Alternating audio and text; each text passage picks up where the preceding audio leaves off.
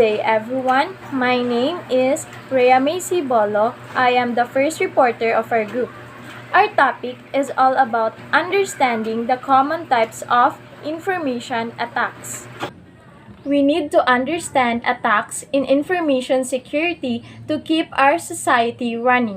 Through understanding the common types of information attacks, we can identify and prevent from the attackers so that our information and data can be protected.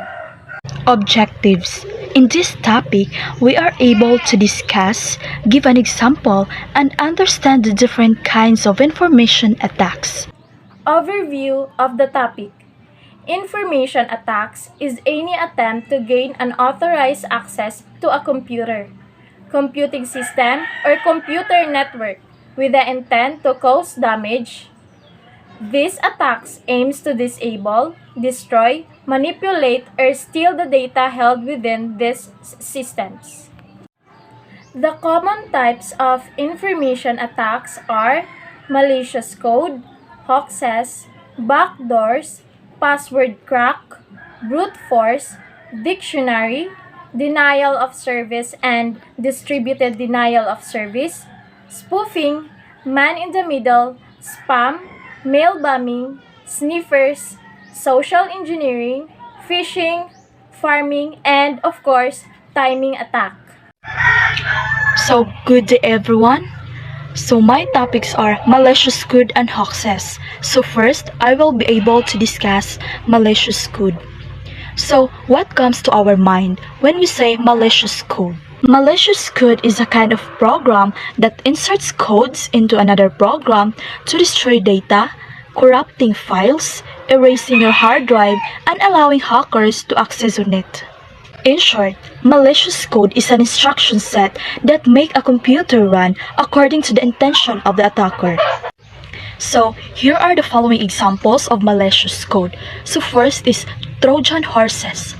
Trojan horses is an example of malicious code that is heavily reliant to mislead its targets. It requires users to execute an infected file on the target device. In this case, hackers attempting to trick victims and trying to access personal identifiable information. Computer viruses. Computer viruses is an example of malicious code that executes by injecting its code into other computer programs. Once the code injection is successful and the reproduction process is complete, the targeted areas of the system become infected. Computer worms. A computer worm is another example of malicious code because it is a kind of malicious program that replicates itself to spread to as many devices as soon as possible.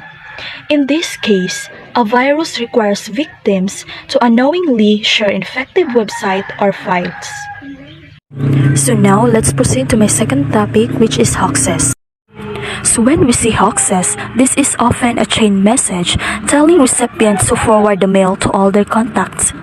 The aim is simply to cause alarm and confusion among users. For example, as you can see on the picture, someone received a message, but that was all hoaxes digital chain letters, usually with sensationalist contents that are just bogus or fake messages.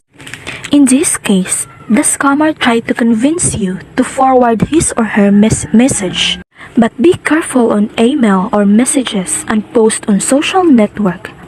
Think before clicking on forward, like or share because we don't know if what was the biggest effect or what was the cause on it towards an act. Either it can contain different kinds of virus or it can delete everything on our computers.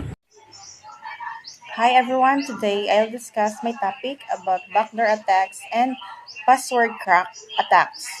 So what is backdoor attacks? Backdoor attacks is basically a way for hackers to bypass regular encryption methods on a computer, which then allows them to enter the system and collect data such as passwords and other important information. So in this way, they gain quick and authorized access to the target system and grant remote access to the cyber exploiters who can remotely issue system commands, manipulate databases and file servers, and even update malware on the system. So backdoors can be installed on the target system by taking advantage of system vulnerabilities and security loopholes.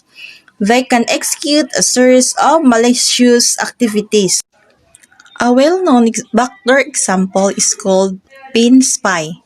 When installed on a system, it enables the attacker to download and execute files remotely on the system the moment it connects to the internet, irrespective of the system physical location. It compromises overall system security. So my next topic is password crack attack. What is password crack attack? Password cracking, also called password hacking, is an attack vector that involves hackers attempting to crack or determine a password. Password hacking uses a variety of programmatic techniques and automation using specialized tools. So the hackers are people who are gaining unauthorized access to our computer or a system. This is considered to be an illegal activity. These people could apply various activities to gain access to our system or computer without knowing it. For example, a hacker can use a man-in-the-middle attack in what is called SSL hijacking. SSL hijacking is when someone tries to connect to a secure website, and the attacker creates a bridge of sorts between the user and the intended destination and intercepts any information passing between the two, such as passwords. A brute force attack uses trial and error to guess login info and encryption keys, or find a hidden web page. Hackers work through all possible combinations hoping to guess correctly. This is an old attack method, but it's still effective and popular with hackers. Because depending on the length and complexity of the password, cracking it can take anywhere from a few seconds to many years. A dictionary attack is a method of breaking into a password-protected computer, network, or other IT source by systematically entering every word in a dictionary as a password. A dictionary attack can also be used in an attempt to find the key necessary to decrypt an encrypted message or document. Denial of service is a type of cyber attack designed to disable, shut down, or disrupt a network, website, or service. So as of its name, it's a cyber attack that nullifies a type of service in the internet. Ways can vary, but its most common action is to overflow the target with data. Distributed denial of service attacks are a subclass of denial of service attacks. The most well-known DOS attack, which uses multiple devices to send multiple amounts of data to it, then stop the target since it can't handle all the information it's been bombarded with. Good day, ma'am. I am Jasmine Bonocan, and I'm here to discuss my topic, which is the mail bombing and spoofing. A mail bombing is the sending of a massive amount of email to a specific person or system. A mail bombing is a very large number of emails sent to a single email address or computer network, usually causing a server or system to crash. In the past, mail bombs have been used to punish internet users who have been egregious violators of etiquette. Mail bombs not only inconvenience the intended target, but they're also likely to inconvenience everybody using the server. Spoofing is when fraudsters pretend to be someone or something else to win a person's trust. Their motivation is usually to gain access to systems, steal data, steal money, or spread malware through inflected links or attachments, bypass network access controls, or redistribute traffic to conduct a denial of service attack. Spoofing can apply to emails, phone calls, websites, or can be more technical, such as computer spoofing and IP address. For example, spoofers may send an email that appears to come from a trusted senior coworker or manager, asking you to transfer some money online and providing a convincing rationale for the request. Man in the middle, or the MITM attack. So what is MITM attack, or a man in the middle? It is an attack general term for when a perpetrator positions himself in a conversation between a user and an application, either to eavesdrop or to impersonate one of the parties, making it appear as if a normal exchange of information is underway. So the goal of an attack is to steal personal information such as login credentials, account details, and credit card numbers. Targets are typically the user of financial applications such as businesses, e-commerce sites, and other websites where logging in is required. So information obtained during an attack could be used for many purposes, including identity theft, unapproved fund transfer, or an illicit password change.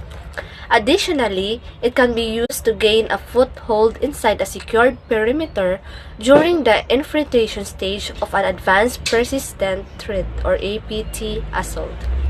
Broadly speaking, a MITM attack is the equivalent of a mailman opening your bank statement, writing down your account details, and then releasing the envelope and delivering it to your door. So the next one is spam.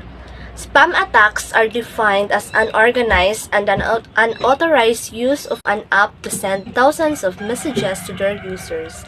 These messages are sent by fake or hacked profiles and often include unreal advertisements and links to which real users are asked to click on.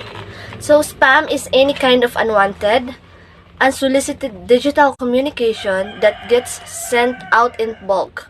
Often spam is sent via email, but it can also be distributed via text messages, phone calls, or social media. Cyber attacks is a context of network security correspond to theft or interception of data by capturing the network traffic using a packet sniffer. Attacker use sniffer to capture data packets containing sensitive information such as password, account information, and etc. So here is the example of sniffer attacks. The sniffer intercepts traffic coming in and out of your device. Example, password, email, credit cards, data. Social engineering is the art of manipulating people so they give up confidential information.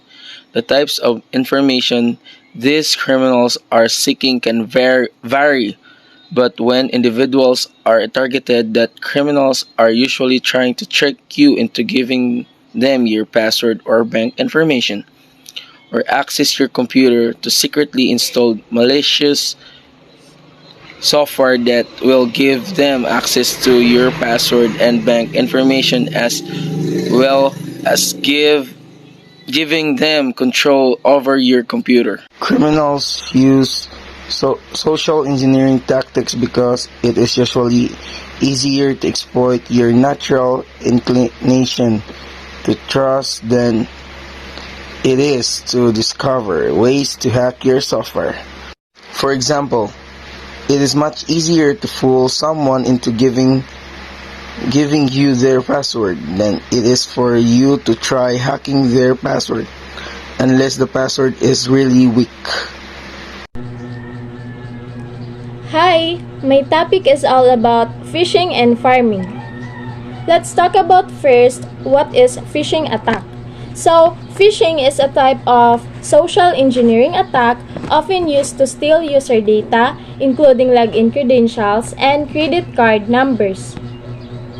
Phishing attack, it occurs when an attacker masquerading as a trusted entity dupes a victim into opening an email, instant message, or text message. So, the recipient is then tricked into clicking a malicious link which can lead to the installation of malware, the freezing of the system as part of ransomware attack, or the revealing of sensitive information.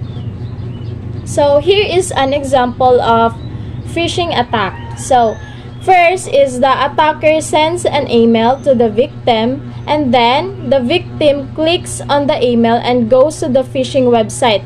After that, the attacker collects the victim's credentials, and then attacker uses the victim credentials to access the website. So next, pharming attack. So pharming is a form of cyber attack that sends you to a fake website that looks like the real thing. So the user will type in a legitimate web address and is redirected to a fake website that resembles the real website. So example of a pharming attack. So first is the attacker use malware to change host file or perpetrate DNS:K poisoning. Then victim types a correct URL, but his browser gets IP address of a fraudulent website.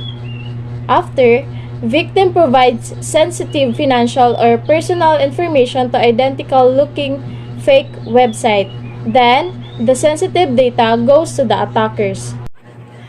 Good day. So my topic is all about timing attack. In a timing attack, the attacker gains information that is indirect click by the application. This information is then used for malicious purposes, such as guessing the password of a user. The only information needed, the attacker, is the timing information that is revealed by the algorithms of the application. So this is the example of timing attack. The attacker uses collected data to reconstruct target processes. And then, the attacker intercepts emission. Then, target computer emits electromagnetic wave.